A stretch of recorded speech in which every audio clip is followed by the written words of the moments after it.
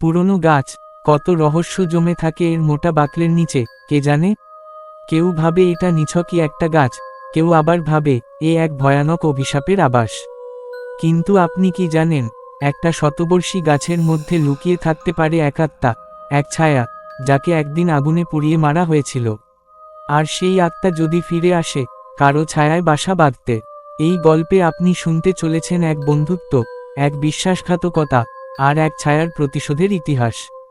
সাবধান, এখনো হয়তো সে ছায়া আপনার পেছনে হাঁটছে। আমি তখন মাত্রই গ্রামে গিয়েছি ছুটি কাটাতে। শহরের কোলাহল থেকে একটু ছুটি নিয়ে নিরিবিলি কিছু সময় কাটাবো বলেই এসেছিলাম দাদুর পুরনো বাড়িটাই। কিন্তু কে জানতো, এই ছুটি আমাকে এমন এক অভিজ্ঞতার মুখোমুখি করবে, যা আমার জীবনটাই পাল্টে দেবে। বাড়ির পেছনে একটা বিশাল পুরনো গাছ, সবাই তাকে বলে কঙ্কাল গাছ। কেন এই নাম? আমি তো প্রথমেই জিজ্ঞেস করেছিলাম। দাদু শুধু হেসে বললেন, ওটা গাছ না রে, অভিশাপ। আমি হেসে উড়িয়ে দিলাম কথাটা। কিন্তু ওই গাছটার দিকে তাকালেই একটা অদ্ভুত অনুভূতি হতো, যেন কেউ আমাকে দেখতে পাচ্ছে। গাছটার গায়ে লেগে থাকা কুঁচকে যাওয়া ছাল গায়ে, গভীর ফাটলের মাঝে যেন লুকিয়ে আছে এক জ্যান্ত দৃষ্টি। তৃতীয় রাত, হালকা বাতাস বইছিল, আর গাছটা যেন কাঁপছিল আপন মনে।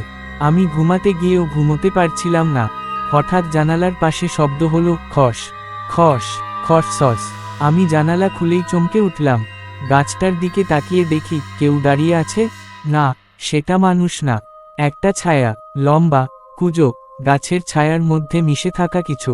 আমি চোখ কোচলালাম, আবার তাকালাম, কিছু নেই। কিন্তু গায়ে কাঁটা দিয়ে উঠল, গলা শুকিয়ে গেল। কে ছিল সেটা? কল্পনা, না সত্যি। পরের দিন গ্রামের বুড়ো মানুষদের জিজ্ঞেস করলাম, ওই গাছটা নিয়ে সবাই এত ভয় পায় কেন? এক বুড়ি বললেন, ও গাছটা অভিশপ্ত বাছা। বহু বছর আগে এখানে এক বুড়ো তান্ত্রিক থাকত, কালা পাহাড়। মানুষ বলতো, সে মানুষের আত্মা ধরে বেঁচে থাকে। একদিন গ্রামবাসী তাকে ধরে ও গাছটার সাথে বেঁধে পুড়িয়ে মারে। কিন্তু মরে গিয়েও সে শপথ করেছিল, আমি ফিরে আসব, আমার আত্মা এই গাছেই থাকবে। আর ঠিক তারপর থেকেই শুরু হয় গুম হয়ে যাওয়ার ঘটনা। মাঝরাতে কেউ না কেউ হারিয়ে যেত। শুধু একটা শব্দ শোনা যেত, গাছের পাতার ফিসফিসানি, আর তারপর নিস্তব্ধতা। আমি বুঝতেই পারিনি আমি আস্তে আস্তে ওই গাছটার প্রতি আকৃষ্ট হয়ে পড়ছিলাম। প্রতিদিন বিকেলে গিয়ে বসে থাকতাম পাশে। একদিন তো সাহস করে ছুঁয়ে ফেললাম গাছের গা। এবং ঠিক তখনই এক ঝলক ঠান্ডা হাওয়া শরীর দিয়ে কেঁপে উঠল। চোখের সামনে অন্ধকার, আর একটা গলা, তুই আমার গাছ ছুলি কেন? আমি চিৎকার করে উঠে পড়লাম ঘেমে ভিজে বিছানায়। কিন্তু ওটা স্বপ্ন ছিল না। আমার হাতের চামড়ায় তখনও দাগ, কেউ যেন আঁচড় কেটেছে। আমি ঠিক করলাম, এর শেষ করতে হবে। গাছটার গায়ে অনেক ফাটল, যেন ভেতরে কিছু লুকানো। গ্রামের পুরোহিত বললেন, ওর মধ্যে আত্মা বাঁধা। পুরনো পুঁথি বলে, একবার গাছ কেটে দিলে আত্মা মুক্ত হয় না, বরং আরও বেশি রেগে যায়।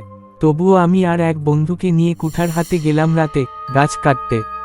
প্রথম কুঠার চালাতেই গাছ কেঁপে উঠল, যেন আর্তনাদ। আর পরের মুহূর্তে মাটি ফেটে গেল পায়ের নিচে। কে যেন হাত ধরে টেনে নিচে নামাতে চাইছে। আমি দৌড়ে পালালাম, কিন্তু আমার বন্ধু, সে আর ফিরে আসেনি। আমি জ্ঞান হারিয়ে ফেলেছিলাম। যখন জেগে উঠলাম, দেখি আমি নিজের বিছানায়। চারপাশে দাদু, গ্রামের লোকজন, পুরোহিত, সবাই ভয় পেয়েছে। আমার বন্ধুর খোঁজ নেই।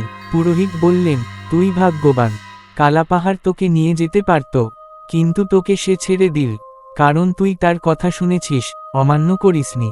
আমি বোঝার চেষ্টা করলাম, কিভাবে আমি বেঁচে গেলাম। হয়তো আমার বিশ্বাস, হয়তো আমার ভয়, অথবা হয়তো এখনও সেই গাছ আমাকে ছাড়েনি। আজও সেই গাছ দাঁড়িয়ে আছে গ্রামের পাশে। কেউ ওদিকে যায় না। রাতে হঠাৎ বাতাস উঠলে গাছটা নড়ে ওঠে, আর কারো কান্নার আওয়াজ শোনা যায়। যদি কখনো ওই পথে যাও, মনে রেখো, গাছের ছায়া থেকে দূরে থেকো। কারণ তুমি জানো না, কে দাঁড়িয়ে আছে ওই ছায়ায়, আর কখন তোমার নাম ধরে ডাক দেবে, এই যে, আমার গাছে এসো। এক সপ্তাহ কেটে গেছে। আমি নিজেকে সামলে নিচ্ছিলাম কোনোভাবে, কিন্তু তখনই শুরু হলো নতুন আতঙ্ক। এক রাতে দরজায় টোকা পড়ল, ঠক ঠক ঠক। আমি জিজ্ঞেস করলাম, কে? ভেতর থেকে একটা কাপা কণ্ঠ, দোস্ত, আমি অর্ণব, খুলে দে রে, খুব ঠান্ডা লাগছে। আমার তো গলা শুকিয়ে গেল। অর্ণব, যে গাছের নিচে হারিয়ে গিয়েছিল? না, এটা হতে পারে না। আমি দরজার ফাঁক দিয়ে তাকিয়ে দেখি, সত্যিই দাঁড়িয়ে আছে ও। কিন্তু না, কিছু একটা অস্বাভাবিক। ওর চোখ দুটো যেন কালো গর্ত, ঠোঁট নীলচে, আর মুখে যেন কষ্টের ছায়া। আমি কাপা গলায় বললাম, তুই বেঁচে আছিস? ও মৃদু হেসে বলল, বেঁচে তো আছি, গাছের ভেতরে। ওই ঘটনার পর গ্রামের মানুষ অর্ণবকে দেখতে পেলেও কেউ ওর সঙ্গে বেশি কথা বলতে চায় না। কারণ একদিন ভোরবেলা এক বুড়ো লোক বলল, ও ছেলে তো মারা গেছে। আমি নিজে আগুনে পোড়া ছাই দেখেছি গাছের গায়ে। ওইটা মানুষ না, ছায়া। আর অর্ণব, সে দিন দিন আরও অদ্ভুত হয়ে উঠতে লাগলো। কখনো রাত 12টায় হেঁটে চলে গাছের দিকে, কখনো গাছের গায়ে কাঁদতে কাঁদতে মাথা ঠোকে। একদিন ও বলল, ও বলেছে তুই এলেই সব ঠিক হবে, ও আমাদের ছেড়ে দেবে। আমি আঁতকে উঠলাম, কে বলেছে? সে ফিসফিস করে বলল, গাছ, ওর নাম আছে ছায়ানাথ। পুরোহিত একদিন ডেকে বললেন, এই আত্মা আর আগের মতো নেই, এখন সে রূপ বদলেছে। ও গাছের ভেতরে নয়, মানুষের ভেতরে বাস করছে। যে ওকে একবার ছোঁয় সে বদলে যায়, আর শেষে হয়ে যায় ছায়া। আমি তড়িৎ সিদ্ধান্ত নিলাম, এই গাছটাকে থামাতে হবে। আমি পুরোহিতকে নিয়ে একরকম গোপনে তৈরি করলাম এক পুরনো তান্ত্রিক বিধি, অভিশপ্ত ছায়ার বন্ধন ভাঙার যজ্ঞ। কিন্তু সমস্যা একটাই, যজ্ঞ করতে হলে গাছের সামনে বসতে হবে।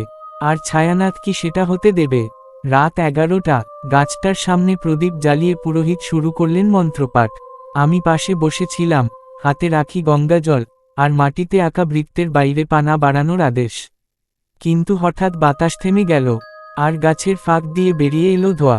আর সেই ধোঁয়ার মাঝে দাঁড়িয়ে অর্ণব। আমি তোকে বলেছিলাম, গাছের কথা শুন।